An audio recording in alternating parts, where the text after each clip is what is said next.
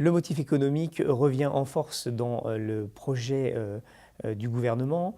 Il n'a pas été évoqué dans la presse, ce qui est bien regrettable, puisque la loi El Khomri a déjà fait du mal au motif économique, ou du moins à toutes les dispositions sur le motif économique. Et aujourd'hui, il y a une véritable volonté de le réformer encore plus en profondeur, si je peux me permettre cette expression. Trois points qui sont importants. Le premier, c'est sur les plans de sauvegarde de l'emploi. Aujourd'hui, dans une entreprise de plus de 50 salariés, dès lors que l'employeur envisage de licencier plus de 10 personnes sur une période de 30 jours, il est obligé de mettre en place un PSE, c'est-à-dire un plan de sauvegarde de l'emploi.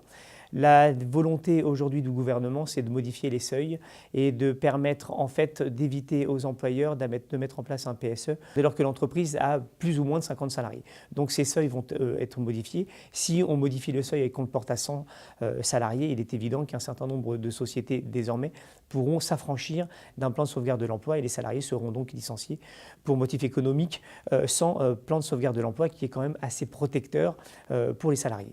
À côté de cela, il y a une volonté de réformer le reclassement sur le licenciement pour motif économique. Le gouvernement souhaite modifier la possibilité pour l'employeur de proposer des postes de reclassement. Aujourd'hui, la loi est très claire puisque c'est codifié dans le Code du travail. L'employeur a une obligation de transmettre des offres individuelles et personnelles à chaque salarié. Désormais, ce ne sera plus le cas si la loi passe, puisque l'employeur aura simplement une information à donner aux salariés, à savoir de se connecter sur la bourse de l'emploi ou éventuellement regarder la liste des postes qui sont disponibles et ce sera au salarié lui-même de se positionner sur un poste de reclassement, ce qui n'était pas le cas jusqu'à présent.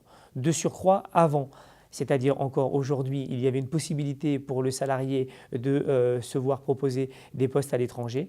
Ce ne sera plus le cas.